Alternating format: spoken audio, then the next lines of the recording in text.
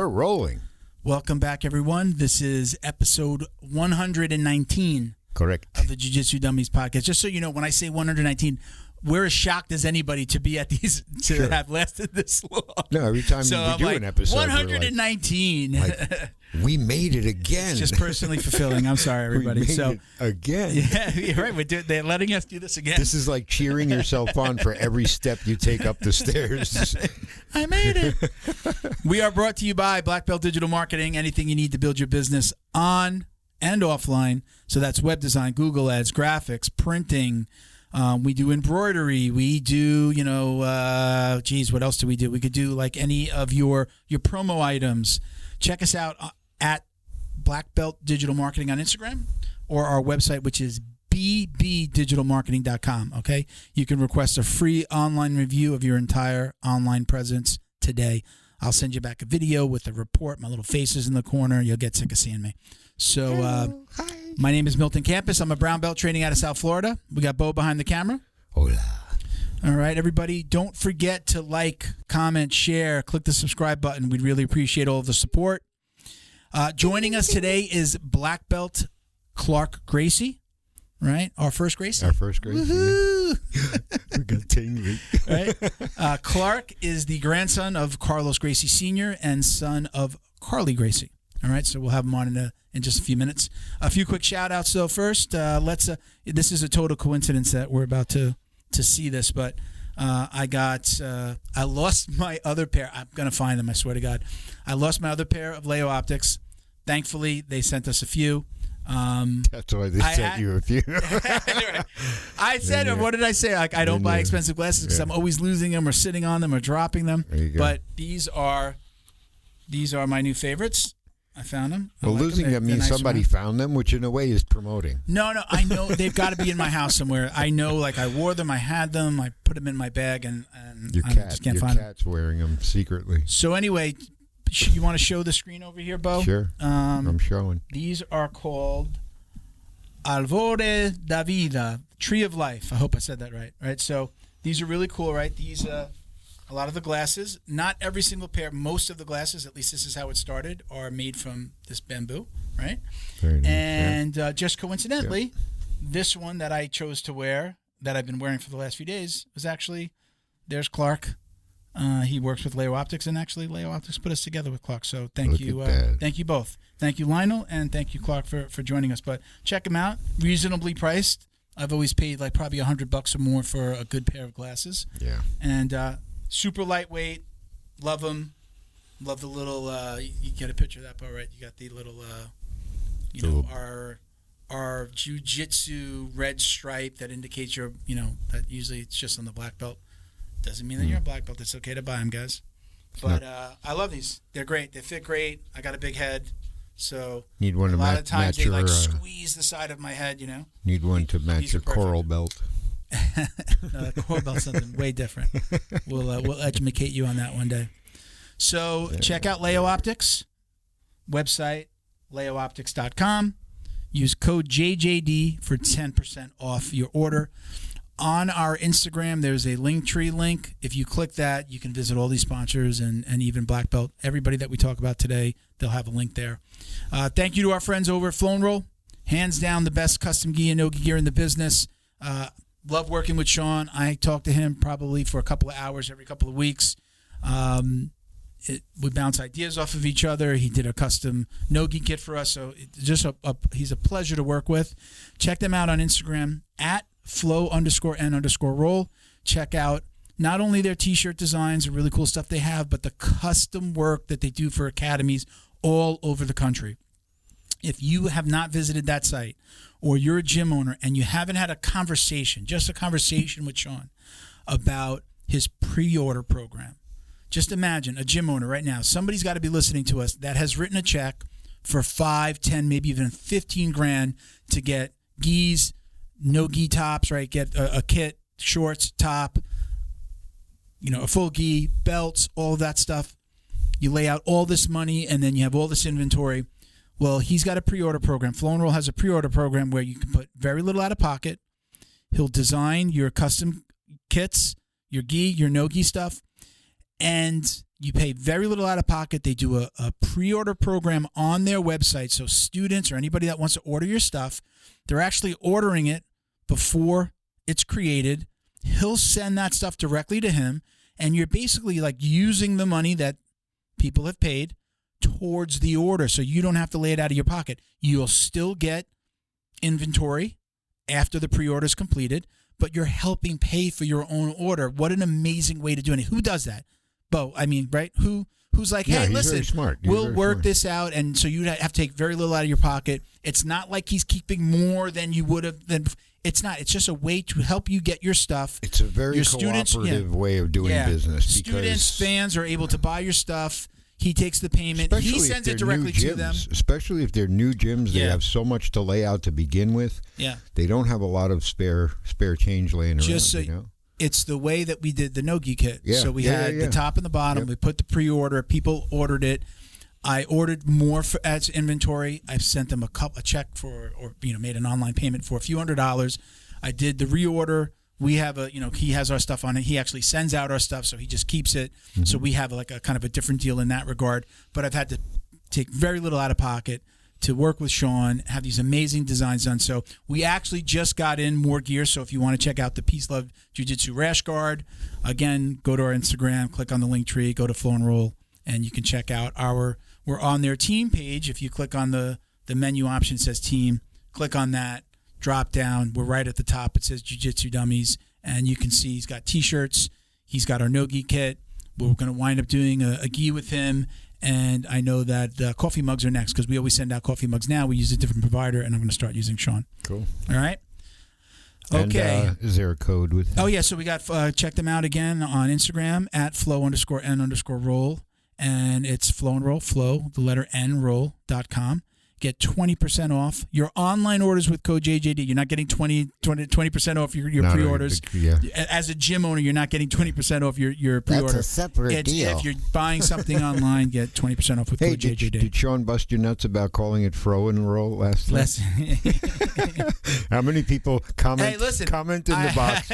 Comment on how many people heard him say Fro and Roll. I make this look easy, but every once in a while, you went all 70s. It's funny. It's not like I do it every day, right? So when we do it once a week, I'm saying the same stuff and reading shout outs, but I still like to read it off because check out Fro and Roll. All right. Screw you, buddy.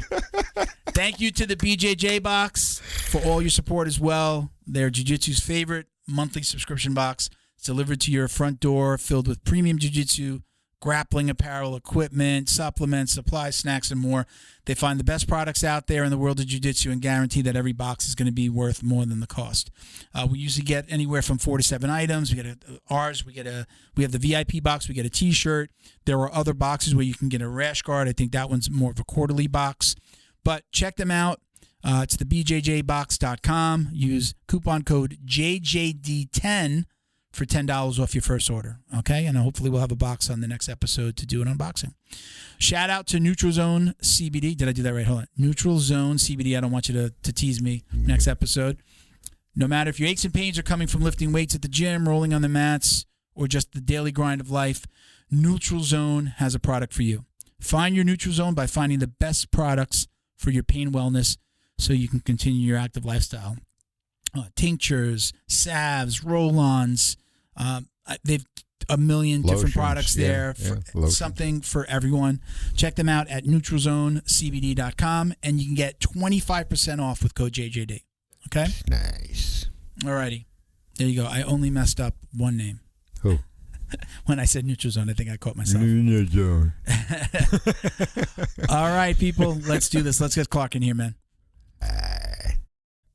Welcome, Clark. Thank you very much for joining us.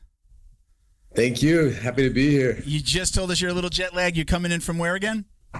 Yeah, I just came in from a Asia trip. So I was in Korea and Hong Kong doing some seminars at our affiliate schools. Oh, very cool. Very cool, man. Well, thank you for joining us. I appreciate you taking the time. I know you're super tired. So we'll dive right in. Obviously, typically a lot of times we do when did you get your start in jiu-jitsu? It feels like such a weird question to ask any Gracie. Including you. It's just like, well, you kind of were born into it. But tell us about your early life. Tell us about what it's like growing up as a Gracie. Yeah, I think has a lot of expectations, to like just follow that path. But I was exposed to it early on, of course, me and my siblings. And but at the time, jiu-jitsu in the US, because I was one of the first Gracies born in the US, there wasn't really a lot of jiu-jitsu going on. And this was even, before UFC. So when I was about 10 years old, almost 10 years old, was like the first UFCs. And then it started to really pick up, and my dad's teaching started really picking up. So that's when I was able to, get a lot more involved, get busier with it. So it was a good time. Good age, I think, start too. Let's talk about the lineage. Your grandfather is Carlos Gracie Sr. Correct. And your dad? Carle Gracie. Carle Gracie. Yeah. And when did you actually wind up stepping on the mats? Again, I got to imagine you probably, you're around it, you see it, but when did you actually start training? Yeah, I really started training. I was like 10 years old. Okay. Did you was it, you just took to it, or like, some kids, I'll be at the gym and like the new kid starting is like, I don't want to go home, mommy. Were you totally into it and it was just a thing? Or did you have, kind of like, I don't really want to be here. I'd rather go watch the cartoons or something. Honestly, I never really thought about like not doing it. Honestly, I don't know.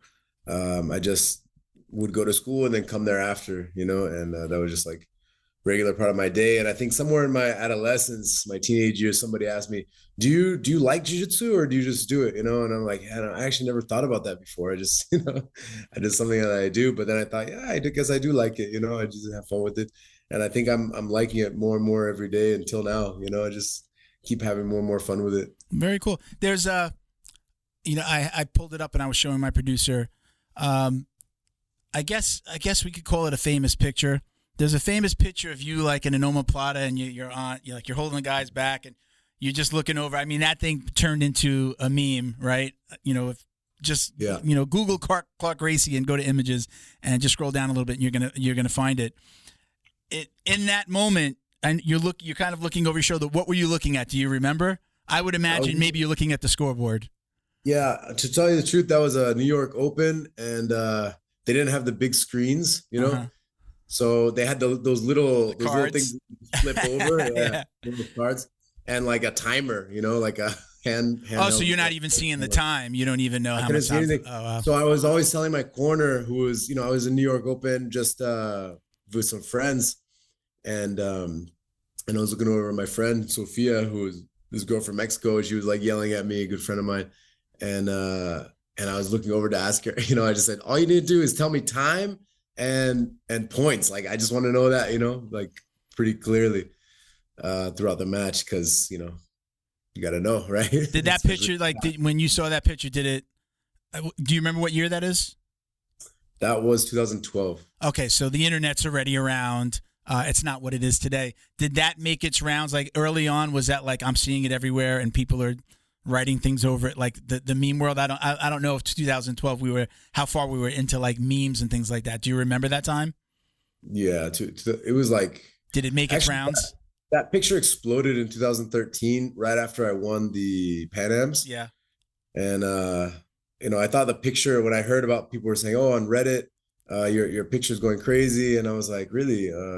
I thought it was a picture from the tournament that I did the day before, which was Pan Am Finals, but it was actually from the year before at New York Open, and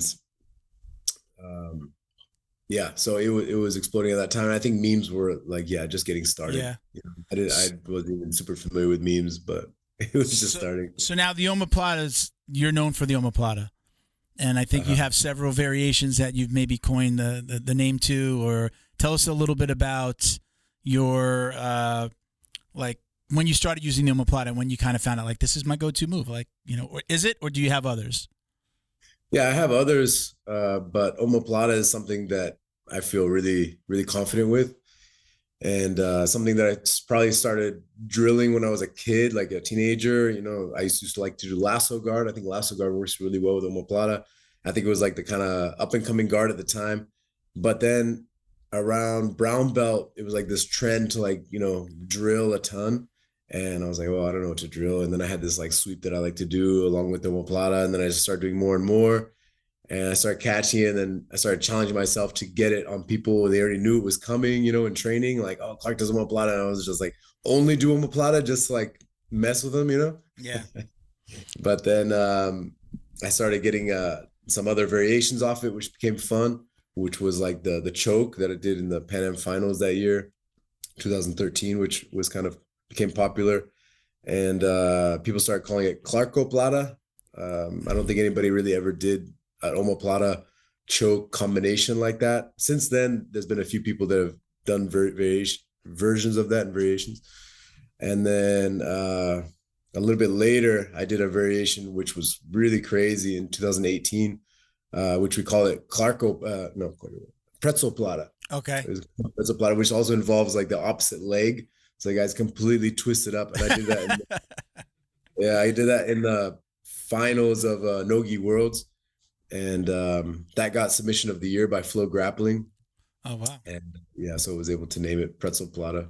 So those variations, were kind of became popular, and people seek me out because of that. But I think omoplata is just kind of a not a super common submission. I mean, obviously it's always there, but people don't always use it to submit it with, right? So I feel like it's one of those like, oh, I'm here. Oh, I'm in an omoplata, like, right. And you're like, you wind up sitting up, I definitely, people can make it happen, but I know for me, it's always like, oh shit, I'm here. Oh, let me sit up. I'm in a good spot. Here it goes. It's like I caught his arm. So as a multiple time world champion, right? Gi and no gi, IBJJF champion. I wanted to do a little bit something different. Our podcast originally 4 years ago was conceived around like giving advice to like the newbies. Not that we've gotten away from that, but I just wanted to do a little something different with you today. I wanted to go through the belt ranks from white to black and just talk about kind of like the common, like our, I don't want to say misconceptions, but like the, what would the word be, Bo? Like the things that we, like spazzy white belt and like blue belts quit, right? I kind of want to go through that. And I'd like to maybe get your advice to each one of those belt ranks. I'm a brown belt, probably in the next year, knock on wood, I stay healthy. I would hope to have a black belt. So I know I'm going through a lot of this where I'm one of the higher belts and I'm always giving advice. So I don't, other than my coach, I'm not getting a lot of advice. I'm one of the higher ranks in my gym. So let's start with white belt. So white belt, what is the what do we call white belts, right? There's a spazzy white belt just getting started. What's your advice to somebody who's just getting started in jiu-jitsu? White belt, the hardest belt to get, walking in the door, getting that belt, throwing it on for the first time, breaking through your ego, getting through that. But just gotta, stick with it. And I think the first month is always the hardest, right? Because you're taking a pounding, you're bashing your ego, you're learning a ton, it's overwhelming. But just be patient, take it all in, talk to people, ask questions, show good attitude, because no one wants to help someone who's like arrogant in the sport, right? Yeah, absolutely. Just, be humble and show that you're happy to learn, with a good attitude, and that usually helps people open up to you and want to help you. Do you have talks with your higher belts, so like blue and beyond? I recognize as a business owner, I don't have a gym. I have a marketing company kind of related to what we do here. And, I'm always telling people, be gentle with the white belts, right? You've got to make them feel welcome. Some people might look at this like, white belts are like food, but no, they're not. They're supposed to be your friends, right? Yummy. And you want them for your coach, right? For the sake of the business, you do want them to come back next week, next month. Yeah. You want them to love this. I'm always telling white belts, if you have somebody that's really beating up on you, the best thing you could do is what you just said, is ask questions. When somebody who's kind of maybe doesn't know you and is really taking it to you and really kind of, just constantly submitting you ask them questions and you put them in this teacher role, they kind of calm down. I find that they tend to calm down a little bit. And they're like, oh, they feel a little bit good that somebody's asking them questions, and then they take this teacher role, and the relationship becomes a little different. It's what I've told white belts. Look, if the guy's always kicking your ass, ask him questions. Ask him to start in a certain position. What are your thoughts on that? What do you tell your higher belts? Yeah, I think, it's very common for white belts to come out and they're just like, feel like they're in a street fight, so much adrenaline. And you see these purple belts and brown belts just like kind of really flowing, like super casually shaking hands, making grips, like just this easy flow, and then it escalates with time, right, and intensity. But yeah, nobody likes a spazzy white belt. And you see white on white crime, white belt making each other, and you see these white belts hurt each other, and then one of them doesn't come back or gets a bad, gets rubbed the wrong way, and thinks, okay, this isn't for me. What am I doing? I've had white belts tell me, like, they finish training, go sit in their car, and they're like, what the hell am I doing? I just got ordered for a whole hour. Why am I doing this to myself? But it's those uncomfortable situations in anything we do in life that makes us really grow, right? Yeah. And in the upper belts, we really reap the benefits of those things, not just in our training, but even in our personality, our level of discipline, our mental stability, for things like that. I was rolling the other day, and I had it was a white belt, and he's a pretty big and strong dude. I'm maybe like 5'10", 5'11", 230, and he's taller and heavier than me. And he's always goes so hard, and I took it to him a little bit. And when we were done, he was just like, I could see him being like, wow, that was a great roll. That was so hard. He's like, man, but you're always kicking my ass. And I go, I'm about to go roll with that guy over there. It's a purple belt, half my age. I go, watch this. He's going to kick my ass. It happens. It's just like different belts and different ages and strengths, right? He's about to do to me what I just did to you, because the kid is like a judo brown belt, a purple belt in jiu-jitsu, again, works out every day. He's taller, thinner, stronger, faster. I'm like, shit rolls downhill, basically. We all have somebody that's going to take it to us. So don't be so quick to like, oh God, I'm always getting beat up. Everybody gets beat up. I saw I hope he doesn't listen to this. Don't be a wuss. My professor got tapped out by a brown belt from another school the other day. I was just like, holy shit. It was right in front of me. I was like, holy shit. I never saw my professor tap to anybody before. So again, it happens to everybody, and if you stick to it, you're gonna, it's gonna all work out. So let's talk about sticking to it and blue belts, right? So blue belts, what are they known for, right? Not only kind of getting a little cocky when they get their blue belts, but they're also known for quitting, right? Yeah. The blue belt curse. Thoughts on that? Does that happen in your school? And what do you tell blue belts when maybe they come to you and say they're thinking about quitting? Yeah, I mean, I don't get that conversation too often, but after a year, things happen in people's lives. They move, things happen, right? Where that makes them stop training sometimes, or not training with you. But yeah, I think people kind of sometimes think like, all right, I know a little bit, I know enough to like take care of myself now. I didn't really start jiu-jitsu to become a world champion or anything, so I understand what I got myself into, and let me try something different. But I think a lot of times people get that itch, and it's hard to stop as well. But maybe it's ego. I don't know. Blue belts is it's one of those dangerous belts. But blue and purple, I think, have that same thing, because they're like pretty solid already, and as we go up, we see more and more people drop off, right? Yeah. But yeah, we like to say blue belts, like, they know the basics. So maybe once they feel like, okay, I got a good handle on what I'm studying, like, they feel like they don't need to do that forever. I've gotten the feeling sometimes that white belts will sometimes make the blue belt the goal. I got there. Mm-hmm. Some schools, they might do it in, under a year, and some schools might wait, might do it, 2 years, depending on time on the mat. Are you competing? I feel like they tend to like, I got my, I'm not a white belt anymore. At least I stopped and I got a belt, so I can have that. I can say that like almost like it's a bragging right, but I don't necessarily feel, not everybody's like that, but people that I've spoken to or people that have left, it felt like that was the goal, and they knew like, yeah, this isn't for me, but I want to get the blue belt, and then I'm going to stop. I mean, you're a gym owner. I'm not, sure. Kind of from the outside, maybe looking in, and just some of the people I've conversated with. And again, it's felt like they thought, okay, got it. All right, I'm done. And again, I could take care of myself. I know enough. But then, okay, now we get to purple belt. I heard Joe Rogan the other day say, and I don't necessarily agree with this. He goes, well, when you're a purple belt, you're pretty much a black belt. And I was like, what? I get where he was going, where he's just like, you know so much that there's so much that you know, but now you're fine tuning. You're really kind of, I think, maybe developing a game, or like an omoplata, right? You're developing like, okay, I've got this move that I love to do, and then you start to learn different things about it. What are your thoughts there on purple belt? Style. What's a common stereotype of a purple belt, if there is one? I'm not sure, other than not showing up for warm-ups. Yeah, I like to say purple belt is kind of like you've read the book of jiu-jitsu, you've seen all the techniques, now you're personalizing it, right? Like at blue belt, blue to purple, you've learned so much. And now you're creating your own style of it, your own setups, your own strategies, your personalized style. Are you a guard puller? Are you a passer? Do you like takedowns?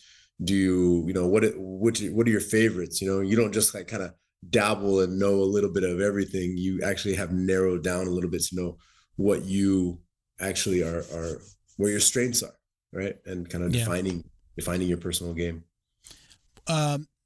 But my coach, he'll tell me, he'll see me roll, and I love the north-south choke, and my coach is huge on the lockdown and like electric chair and all the types of sweeps there, like an X guard into the lockdown, and we're constantly learning it, so that's one of my moves. But when he sees me doing the same thing all the time, I feel like I'm going with the like, hey, do it 10,000 times mantra, and I'm gonna perfect it. He tells me I'm spamming. He says, you're spamming, you're doing it too much. And I'm like, but I thought I was supposed to do it 10,000 times to, and I honestly, I don't really listen to that part of it, but I think he's trying to get me to just to try some different things. But did you feel that with the omoplata? I think you kind of said something about that before. Do you feel like it's like, everybody, I don't want to be a one-trick pony, basically? Did you have that thought go through your head? Yeah, somebody had made a comment one time when I was competing a ton, saying, "Oh, as long as you don't get omoplata, you might do better. You'll be okay." That thing, and I was like, "Oh man, I'm gonna have to start like Hold on, I got a bag of tricks right here for you." Yeah, and then I started doing a bunch of kimuras. So I think I have one of the super solid kimura, not just kimura, but kimura game like all around.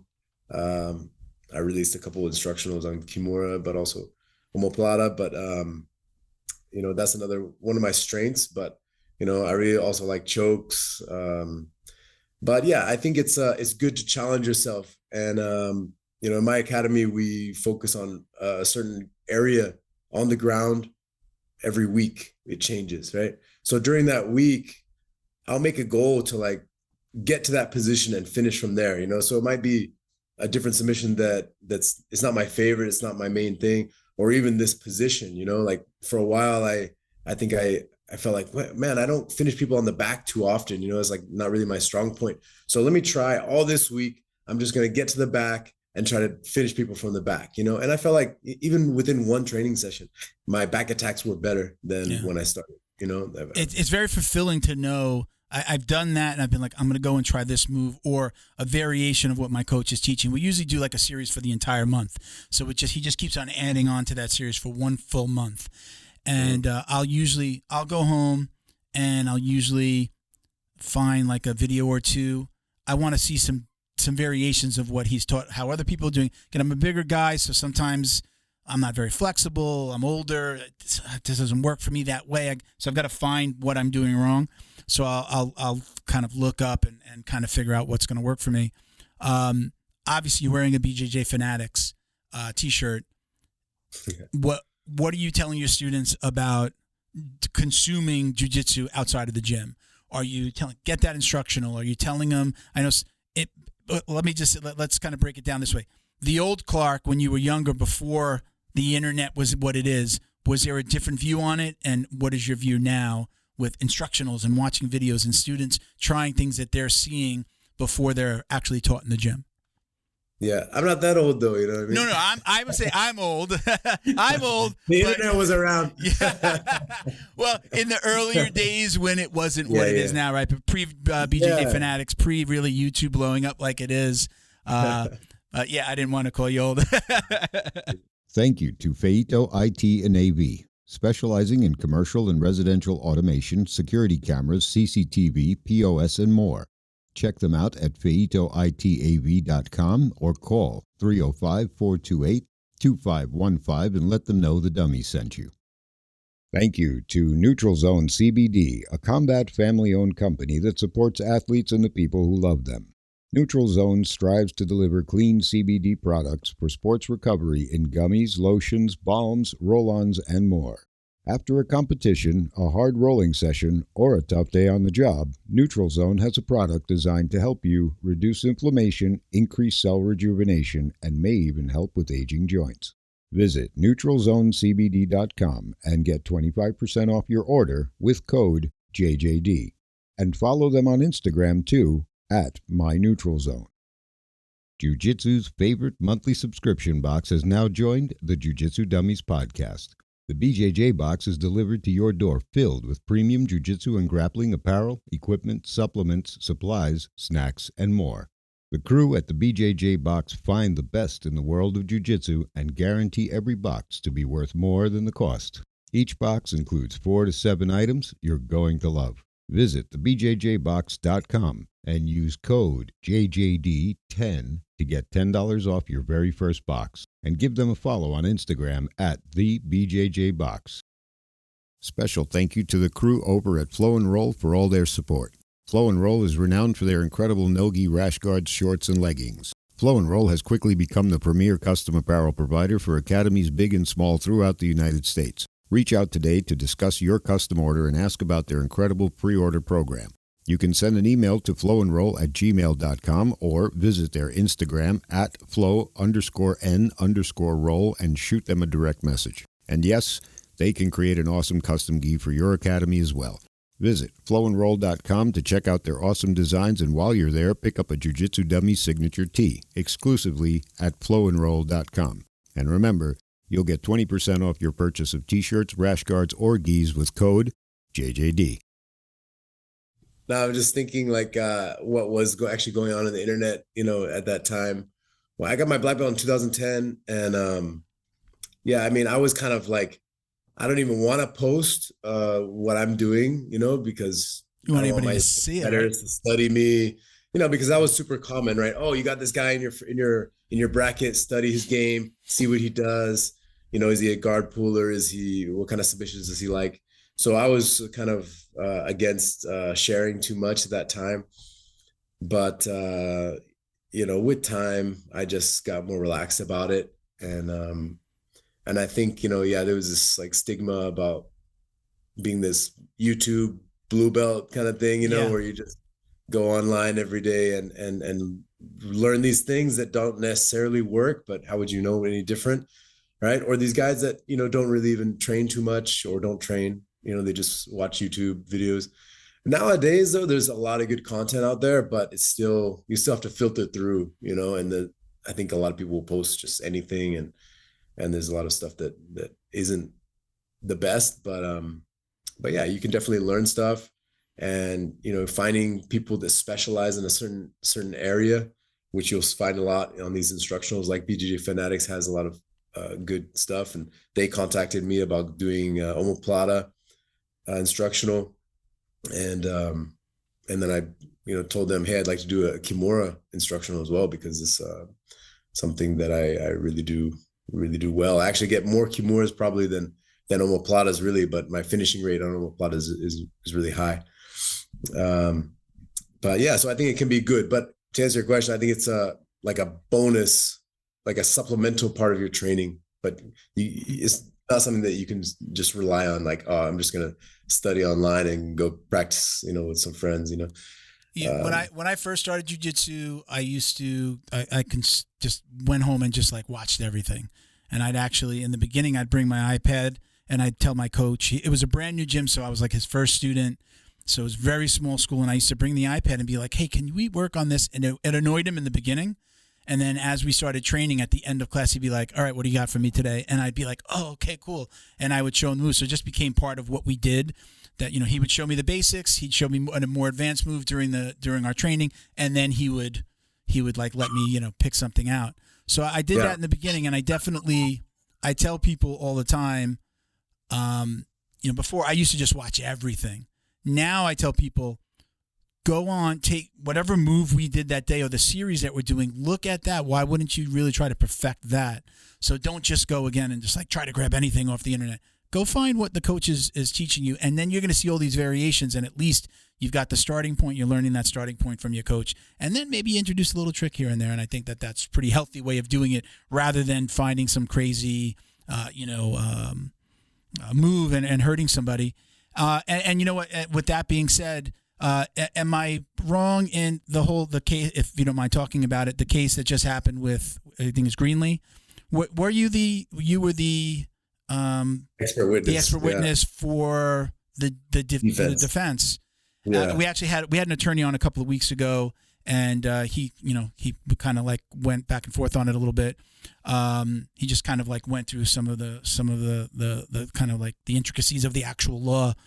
So from your side, like I didn't hear your name at first. Like so much was put behind Henner and like the 46 million.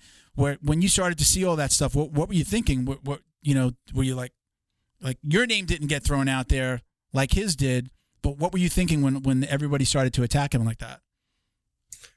Well, I think the idea that I'm reading a lot of people's comments and seeing what people have to say about it, but it was kind of scary because it really makes people feel there's a lot of scammers out there, and it opens the door for people to think like, okay, if I get hurt, I'll just sue this academy and make millions, so we don't want people to have that. I've heard of stories of like people in wheelchairs go knock on doors and see, can I use your bathroom? And if it's not handicap by the regulation accessible, then they're legal to sue. They can sue them. But as long as the owner says, oh, we don't have public bathrooms, then you're good. But there's people that just, that's a business in itself, unfortunately. So Henner was hired to do that case, and so he did his job, he did his part, and I did mine, and that's pretty much it. But I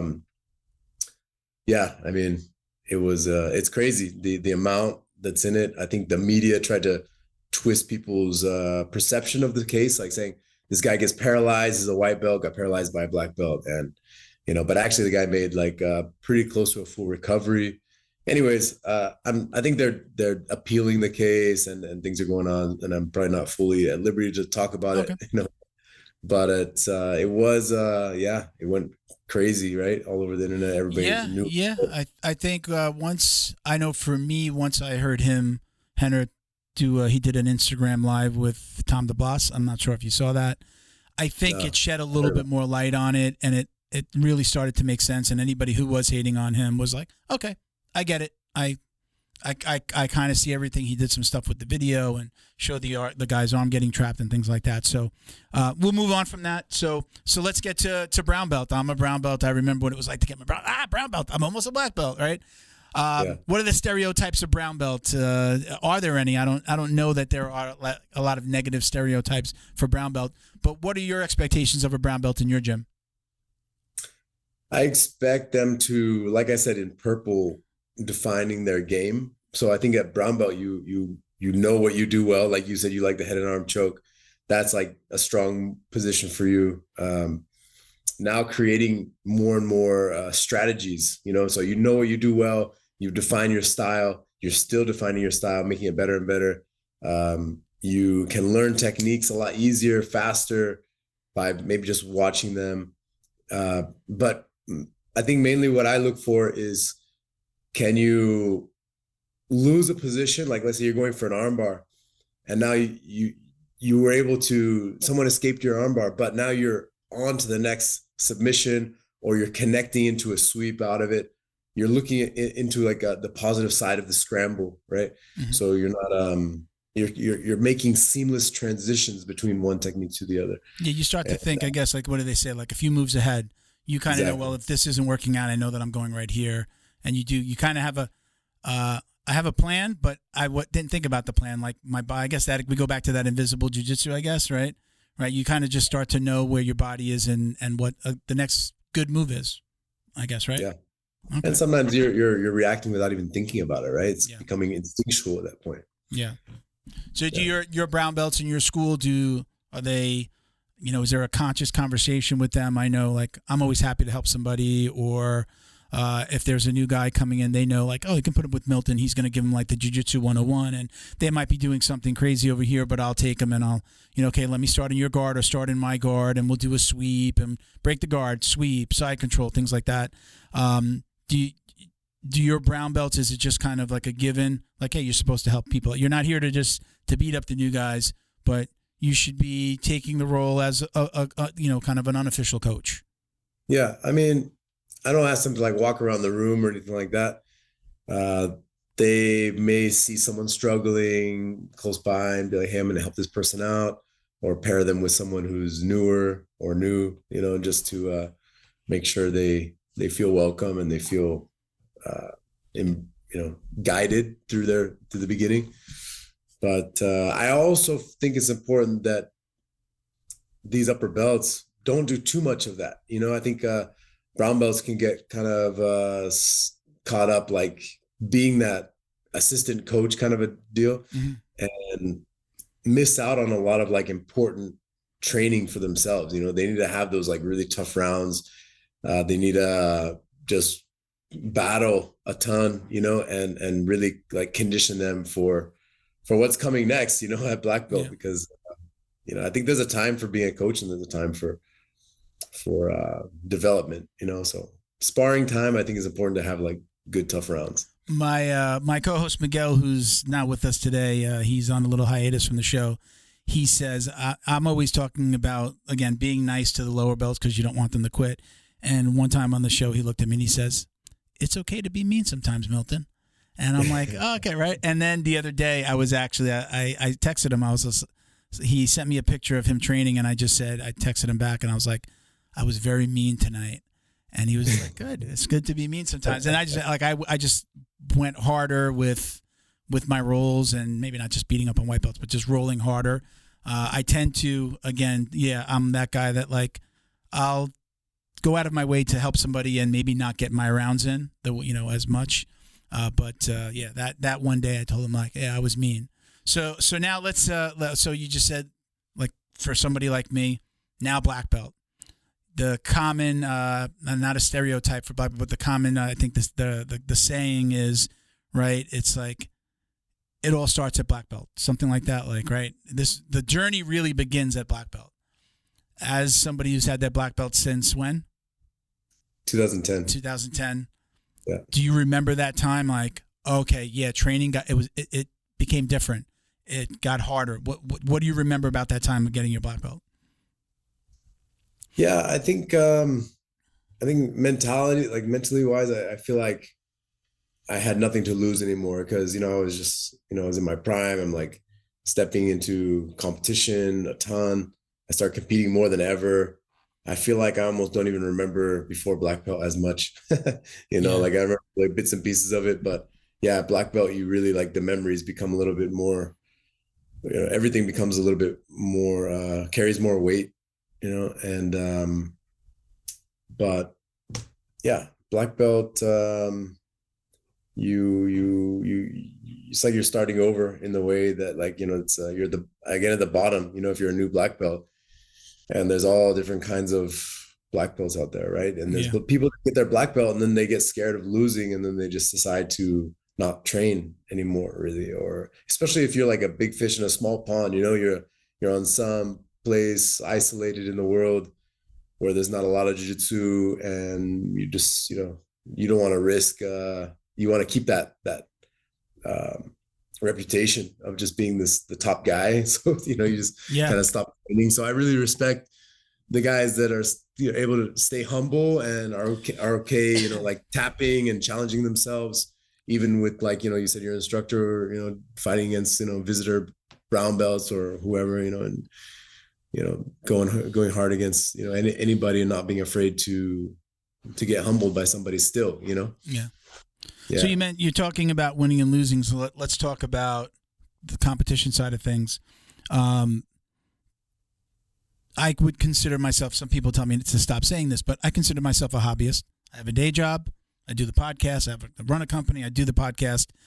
And these days, I'm probably training, I would say maybe 5 to 6 days. Our school is open 7 days, and I've turned it on as I know that I'm getting closer to black belt, and the coaches say a little something like, "Oh, it's coming soon," and I've just felt like it's my responsibility to earn it, not to just, I had been down to training maybe 2 to 3 days a week for a while, and now I'm there 5 days, 6 days a week, open mats on Saturday and Sunday. Very lucky that our gym is open 7 days a week.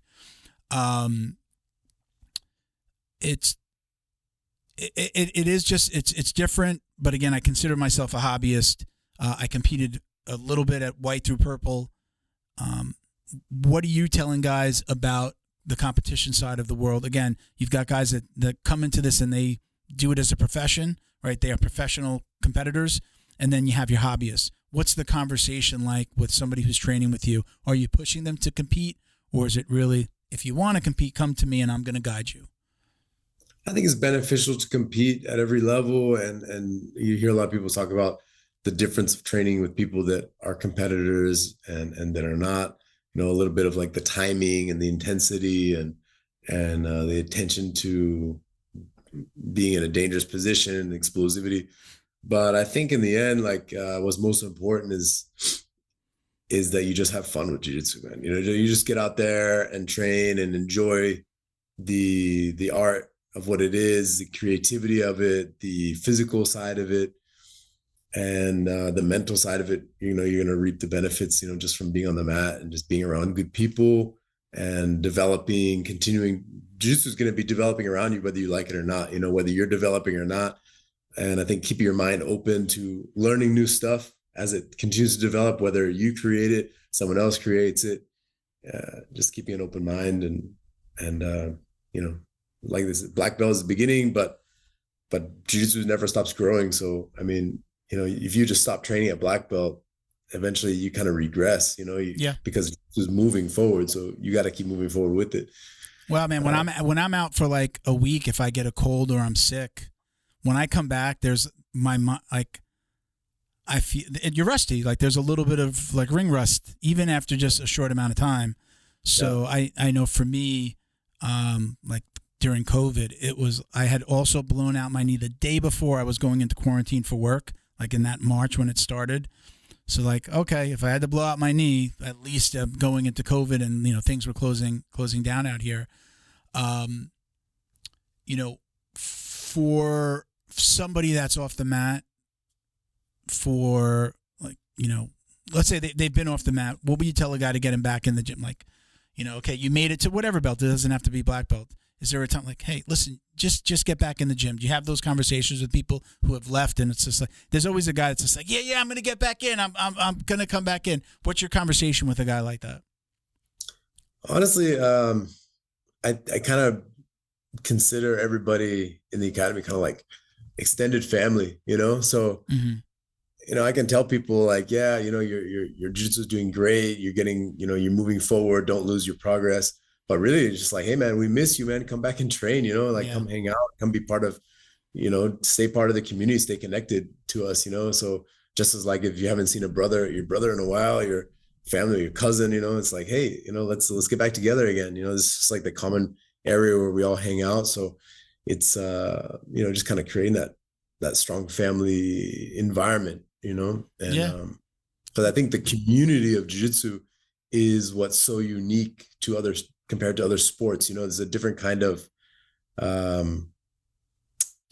intimacy, if you will, in jiu-jitsu in comparison to other sports, and how our egos are mashed and developed, and in jiu-jitsu, and how we get to know each other, is different. We might not know each other's name, but we've sweated on each other, we've put weight on each other, we've put our hands all over each other's necks, and the sweat in the eyeball, that's the one that gets me, like, hey, what's your name again? Right into the eye socket. Yeah, man, you don't get to know somebody that well usually, so I think it's very easy to become close to someone. It might be easy also to to get upset with someone, but you see people's real personalities coming out. Yeah. And I think, so it's always tough when people, you see someone leave, someone, whether it's your training partner or a lot of time to me as a student, as seeing students leave, it's like, man, like you're doing well. I put all this into you, this time into you. But mainly it's like, you've become part of our family and we don't want you to go. Is there as a coach and as a gym owner, do you feel like a certain, I don't want to use the word like loss, or did I fail the student? Do you ever have like that internal struggle of like, wow, what did I do wrong that he's leaving? Does that ever happen to you?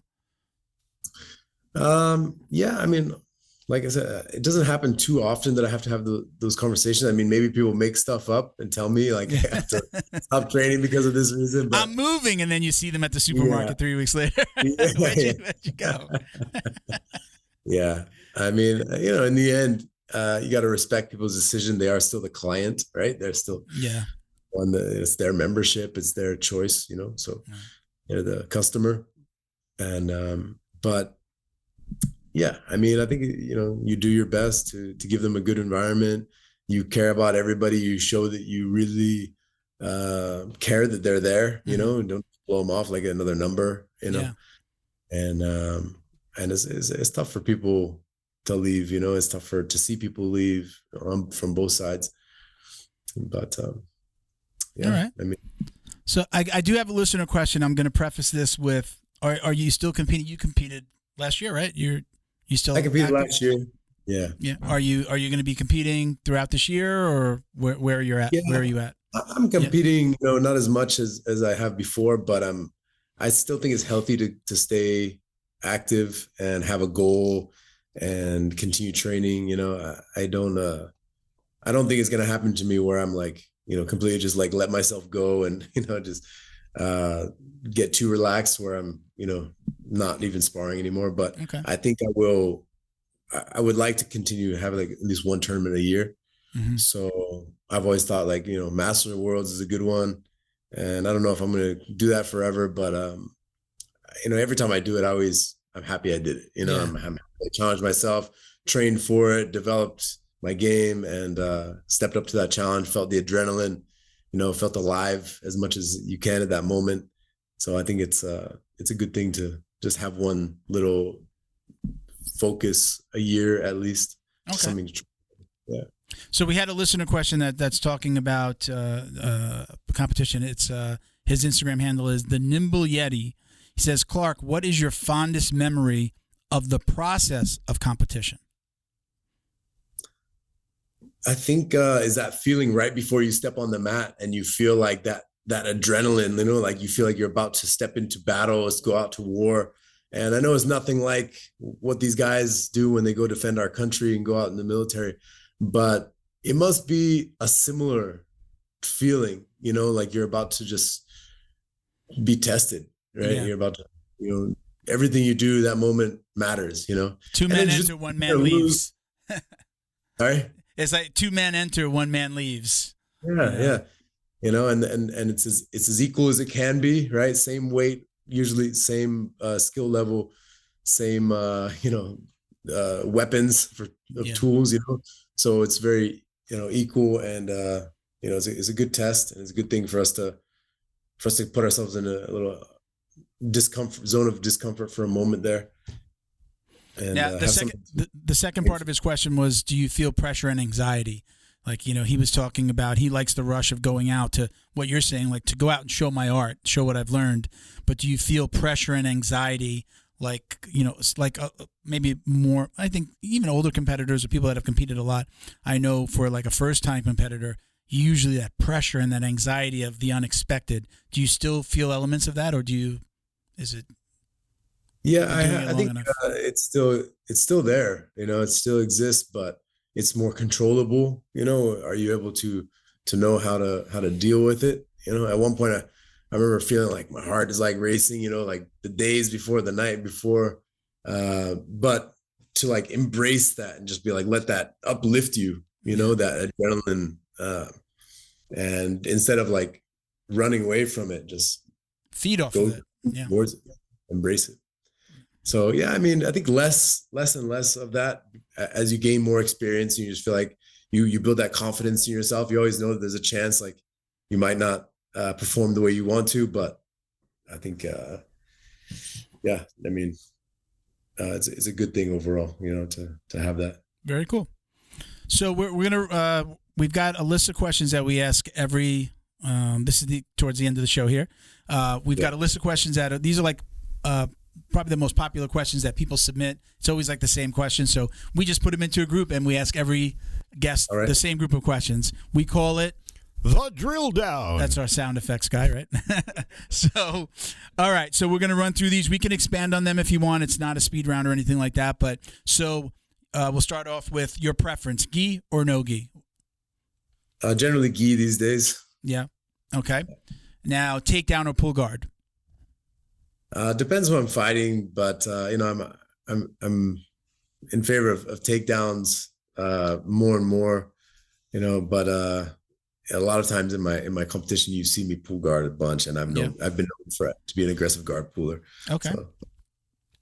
Music during rolling, yes or no? I like to have music. I like to have something during rolling, otherwise a little too serious. Yeah, it gets a little too quiet, right? The library. What's your preference? You have control over the music. What are you putting on? Something that's motivating, but of course, like, just thinking as like a good business person, nothing that's like offensive in any way, or that's going to scare anybody away or also put anybody to sleep, what I mean? Or people feel, we're not looking like for romantic music. We're not looking for like, I want to kill you music, just something motivating. And then it's hard, man. It's hard to find good playlists actually. Yeah. And like sometimes my and the other instructors are playing, death metal and stuff. And I'm like, I wonder if everybody's really into this or, or if it's like a certain type of music that has a lot of profanity. Yeah. So yeah, you gotta. my coach always has control over the music, but what's funny is they'll put a playlist on and then for some reason, like there'll be like a random, like slow love song. Yeah. And he'll like, no matter what he's doing, he'll be like, oh my God, turn that off, And I like to mess with him a little bit. I've been with him for 7 years. I feel like whether he likes it or not, I feel comfortable enough to like joke around a little bit in class. So I'll usually start to sing a song like that while I'm rolling, and or sing to my opponent, to my training partner, just to get under his skin a little bit. But don't tell him that. Okay, so we were talking about videos and BJJ fanatics and things like that. Are you somebody who watches a lot of jiu-jitsu? Are you watching the WNOs? Are you watching the Fight to Wins? Or is it like an accountant? I'm an accountant all day long. I don't want to go home and look at numbers. What is it like for you? Yeah, I like to watch live events when they're happening. I like to watch good matches, but I'm not really the guy that goes back and studies a ton of videos. Just me personally. I just like to just get it done. Somebody show me real quick and let's do it. But for me to sit in front of the screen too long, it's usually not really for me. But I do like to watch something, especially if it's live. Yeah. Are you an MMA fan at all? Obviously, UFC is so closely associated with the Gracie family founding the UFC. Is that something that you still follow at all? Yeah, well, I watch it a bit, but I don't follow it as much as jiu-jitsu. Yeah, my coach tends to only put on. He's from Brazil. He only puts on or watches the fights when it's like the main event is like a big Brazilian name who's like known for their jiu-jitsu. He'll watch those. He's definitely wants to see those. So ultimate goal in the world of jiu-jitsu, what do you want your legacy to be?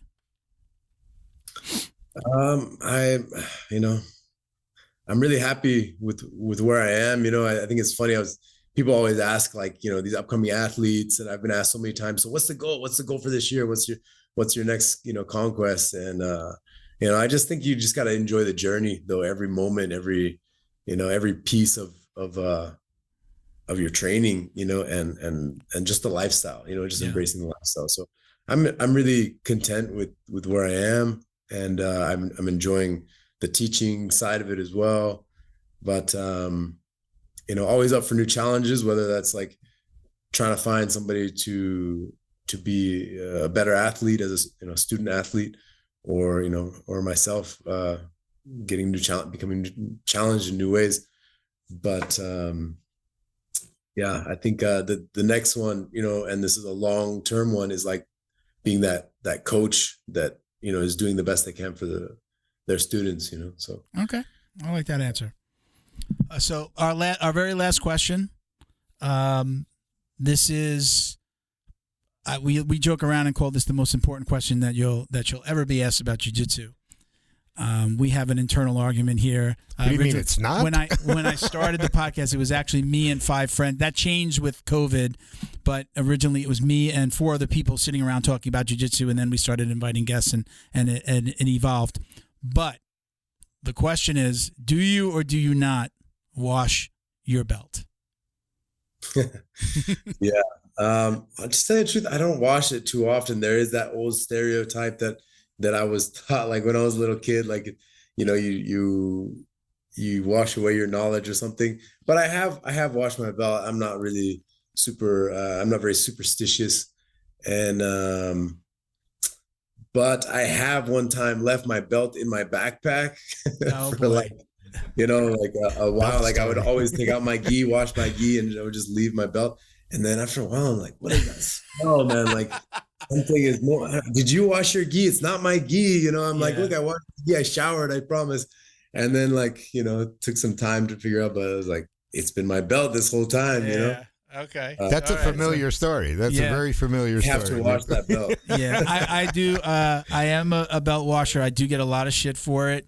I have started to spray. We have a sponsor called Neutral Zone. They have cleaning products, and they have a spray. So I actually spray it a lot now. I won't wash it all the time.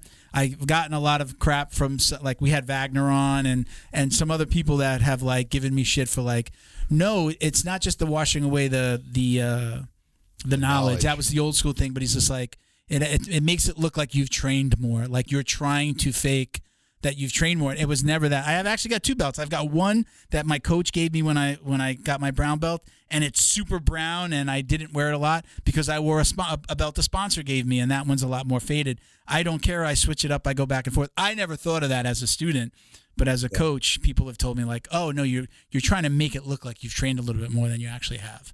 So, so anyway, so we got you as a belt washer. That's good. We'll take you on our side.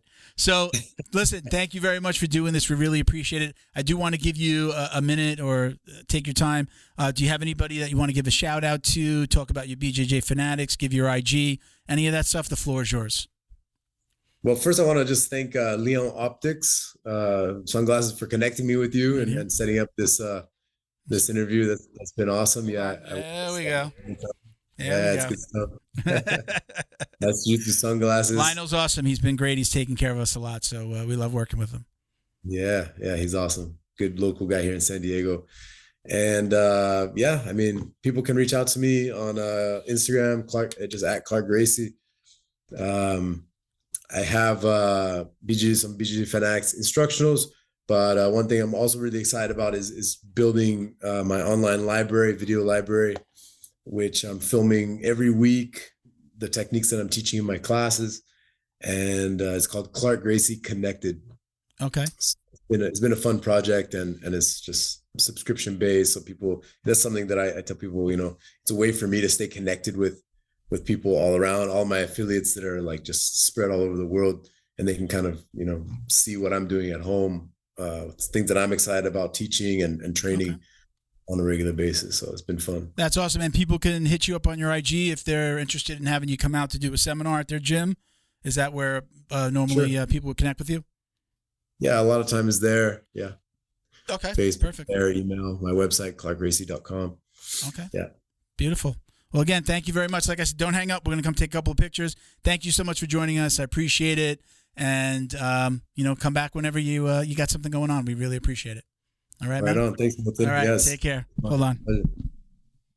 Thank you to Neutral Zone CBD, a combat family-owned company that supports athletes and the people who love them. Neutral Zone strives to deliver clean CBD products for sports recovery in gummies, lotions, balms, roll-ons, and more. After a competition, a hard rolling session, or a tough day on the job, Neutral Zone has a product designed to help you reduce inflammation, increase cell rejuvenation, and may even help with aging joints. Visit neutralzonecbd.com and get 25% off your order with code JJD.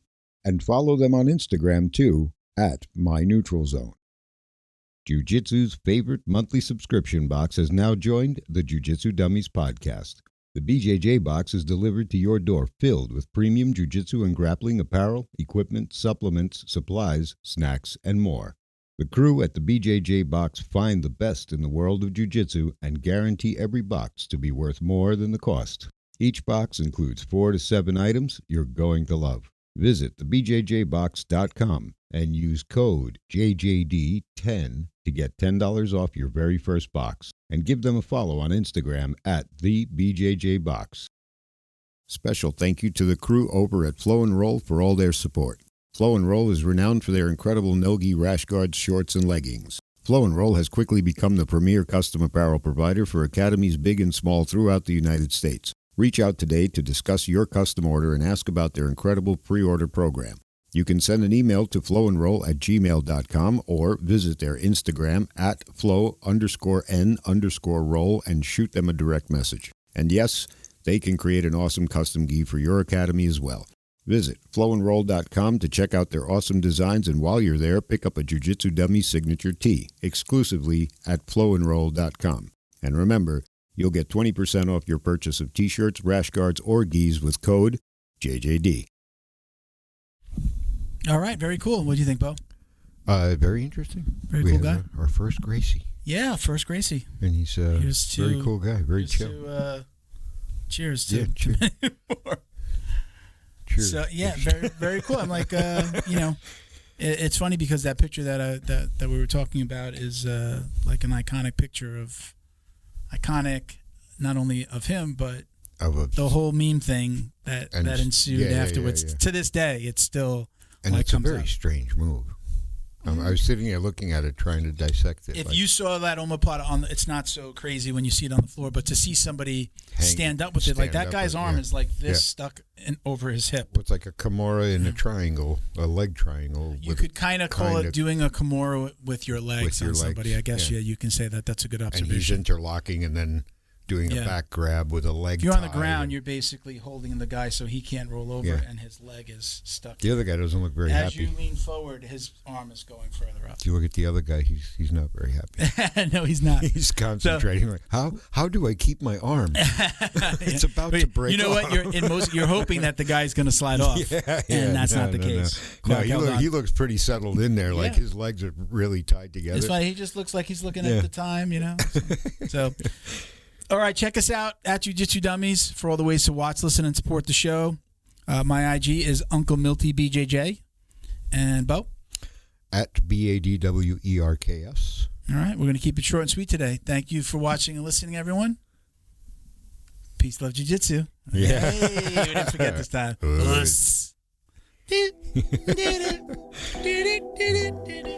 would have put that in.